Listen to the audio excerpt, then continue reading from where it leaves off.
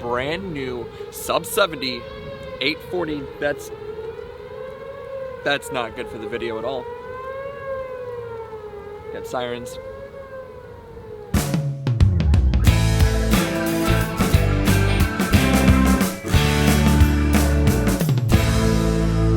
Everybody, welcome back to the channel. It's your guy Eddie, and today we're here back at the PGA Tour Superstore located here in Vernon Hills, Illinois. It's the closest location to me, and it's also a close location to my heart because I've already been here this year doing the ball fitting testing with my guy Steve Ford inside. Today we're back here because we're doing a fun little experiment. I'm taking the brand new sub 70 849 Pro driver, stacking it up against my current gamer, my Cobra F8. Now the Cobra I got fit to a couple of years ago.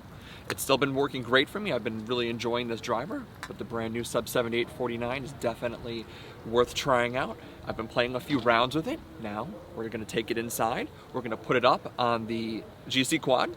Steve Ford and I are gonna look at the numbers. We're gonna see how my current gamer stacks up to the brand new sub 70 849. Now this wasn't fit to me. Mind you, this was not, I didn't go in, I didn't get fit to get the right shaft, weight combos, or anything like that. So it's kind of, off of the conversations we had. So if you guys kind of see what I'm doing here today, if you want to try the 849 driver out for yourself, reach out to sub 70, get yourself one on a demo if you can, and then take it to a PGA store or a local fitter and get it dialed up for you. But that's not why we're here. We're here to see how these two go head to head. I'm gonna go inside. It's time for my appointment.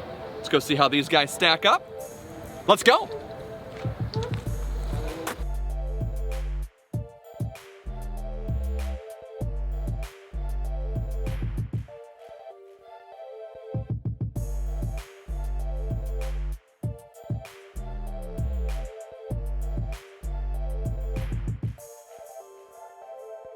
Hey guys, as I said before in my intro outside, kind of giving you a little bit of a lead, I'm here with Steve Ford, who is the master fitter here at the PGA Tour Store in Vernon Hills. This is my local spot. Today we're in here to compare the sub 70 849 driver with my Cobra F8. One thing you guys are going to see today, similar to other channels you've seen, we're going to use the GC quad. We're going to have the screen up there. You can see where the ball flight is on there. But the great thing is you can see these little white dots on here. Steve put these on there, and what they do is they help Steve see where we're hitting it on the face. Absolutely. So he's gonna see how well or possibly how poor I'm hitting it, but most importantly, how we can best optimize the driver that we're hitting. Yep. Club fitting is basically about where the player's hitting it on the face and what kind of adjustment or what aspect we see in the flight that can explain why you hit it on the face. So therefore, the quad works with those four fiducials, they call them. Every time the player hits a ball, it's going to show me exactly where he hits it. From there, I can make some adjustments, face angle, weight, shaft sleeve, figure out what is going to optimize my player in front of me so that he hits a longer ball and a straighter ball. I guarantee longer. I can't guarantee straighter. It's the name of the game. Long, straight, in the fairway, keep balls in play. Steve, what's the first step that we got to start today? We're going to hit your baseline of the driver that you play, and we're going to go up against the new one that you just received. Perfect. Well, I'm excited. I'm excited to get started. I'm happy to be back here. Let's head over to the sim and get going, guys. Let's do it.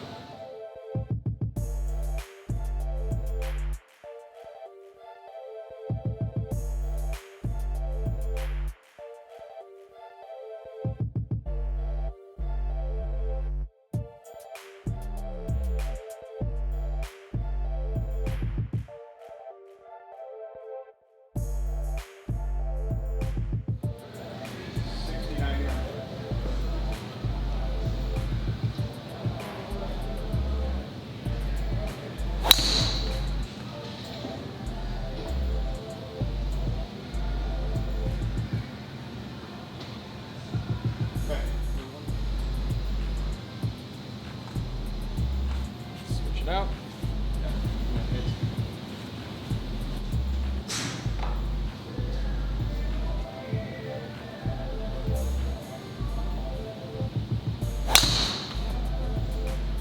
Good ball.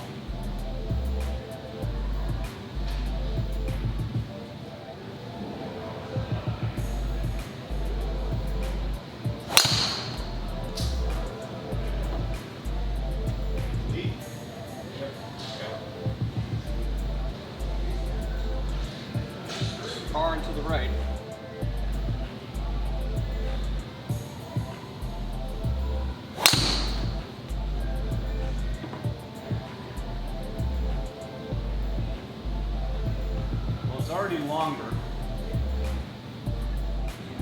So if we're just looking at ball speed, your Cobra's giving me 146 miles an hour. It's faster, but this is giving me 143. That doesn't mean anything. You're hitting it farther. So if we just go in to compare real quick and we just look at the shots that we are keeping, right? A slower ball speed produced a longer number for two reasons. You launched it higher with less spin. And that's the name of the game in the driver business. Give me as much speed as you can, but you have to launch it as high as you can with as little spin as you can, and that's where your distance is going to come from. So, if I go to club data, your club head speed isn't going to change much. You're producing a better efficiency score, smash factor score with the Cobra. However, these dots don't draw accurately, but if A times B equals C, and you don't change A, and you change B, that's where your ball speed came from. Okay? So, if I get the sub 70 to go 146 miles an hour with that same launch and spin condition, that number is going to go up to 255, 260 carry. So, and this efficiency score, this one here, 146, that is the best ball that you hit today, right? You hit it right where I need you to hit it to give me ball speed. And proper launch, proper spin, that ball hit the ground at 260. Face is gently open, gave you a little bit of left curve, nice little draw. Started a little bit left of your target line, ended up 17 yards, you're smack dab in the middle of the fairway.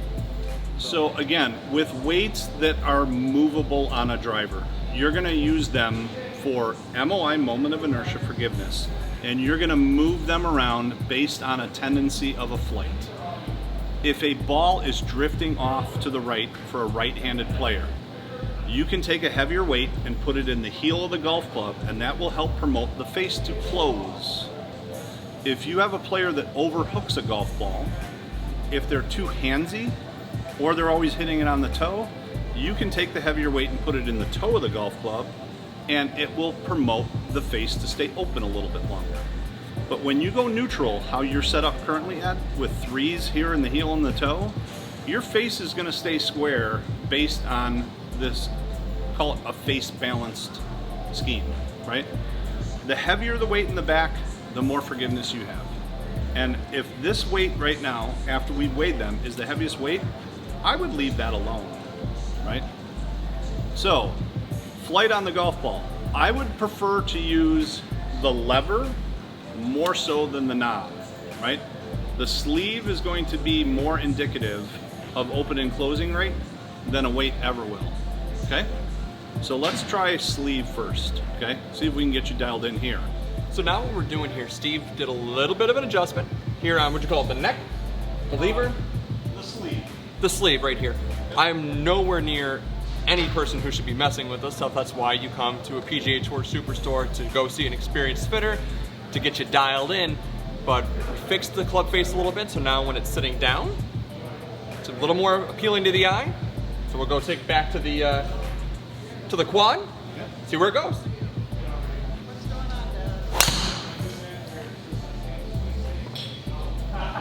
Well, I mean, it seems a little bit straighter, Steve. Longest drive of the day.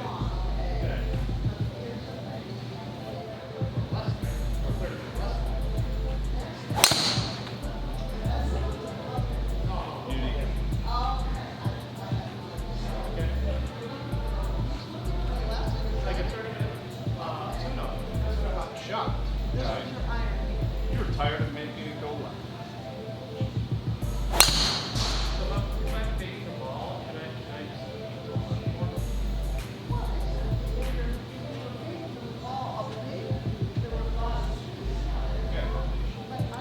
Go in and compare, and on this you're going to see that I clicked his sleeve 2 degrees open to make the face square, right?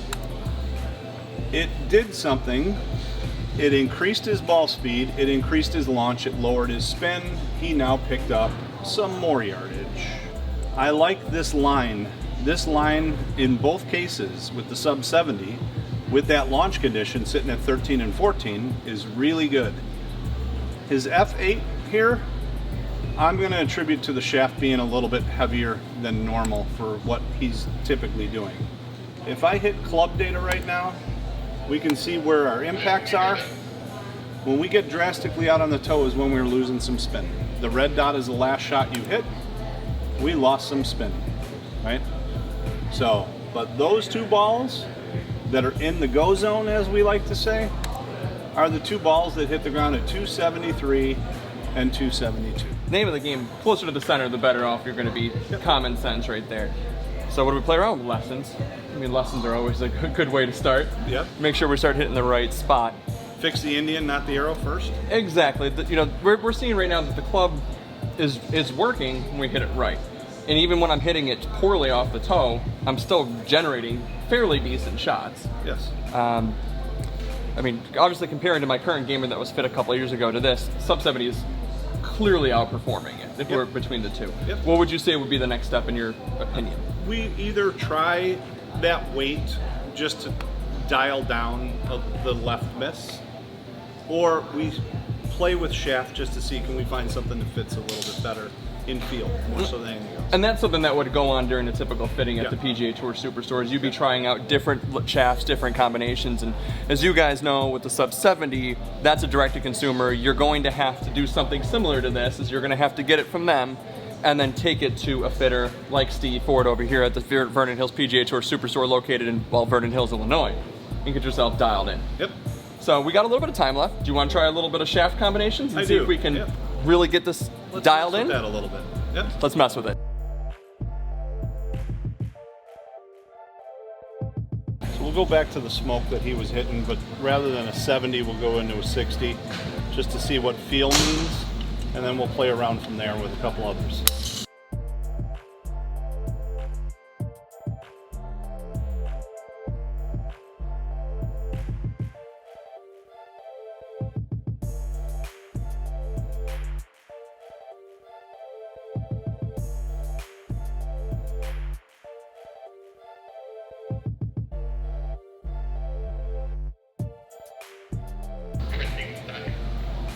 Stop hitting it on the toe.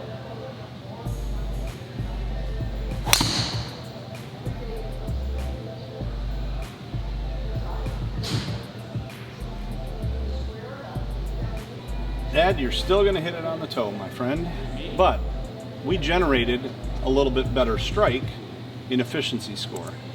So if I just hit club here and we take a peek, you're peppering it really well in the same spot every single time. And again, we can't see the back of the driver, but we had a 3 and a 3 split here, and we had a 13 all the way back. If a player has a tendency to hit it more here, put a heavier weight behind where the strike pattern is, ball speed might generate a little bit better. If we just took the sub 70 as it went in to the fitting, non-adjusted at all, and we compare what we did with it open, I can say open face on the sleeve is giving me some advantages, right? So again, you're okay with either of these numbers, but we want a straighter golf ball. The straighter golf ball was not with the toe weight. So at this point, I always advise the player, you have a wrench, they give it to you for free, try it out on a golf course. All right, guys, that is it for my sub 70 849 driver fitting / comparison to my current gamer. So like any normal fitting, if you go to the PGA Tour Superstore, you're gonna hit your normal, regular current gamer, which was the Cobra. No changes on that one. And then you're gonna take the new driver. You're gonna see what that is stock, how it's set up when you walk in the door. And then from there, we're gonna do a little bit of playing and comparisons to see how it goes from there. Looking at the numbers, Steve pulled out all the bad shots because there were a significant amount of bad shots. I've got a bad case of the toe hits lately. We gotta work on that, that's what lessons are for. But Steve pulled out all the bad shots to make the stock shots on the 849 as comparable to the shots with the previously fit driver. Yep. Right away we noticed that the 849, once we had a comparison in the door, the sub 70 was outperforming the old Cobra Right off the bat. by about, what, 20 yards, what did you say? From there we started adjusting a little bit of shaft, angle of the the shaft into the club face, squaring it up a little bit, and a little bit of the weights as well. So we found clearly the 849 driver is definitely performing up there with the big boys. This is a direct-to-consumer brand that is going head-to-head with my Cobra right now, and it kicked its ass. It 30 yards. It beat it pretty easily. Now, if you guys are interested in the sub 70 849 driver, definitely check out the link below. It's to their website. But I encourage anybody who buys anything from sub 70 or any club whatsoever, make sure you talk to an experienced fitter. That's why I talked to Steve today, the PGA Tour Superstore located in Vernon Hills. There are links below as well if you want to talk to Steve about a driver fitting. Steve, thank you so much for your time today. Absolutely. I appreciate it. Always a pleasure. Yeah, absolutely. The pleasure's mine. We got to work on the toe hits. Until next time, guys, keep grinding.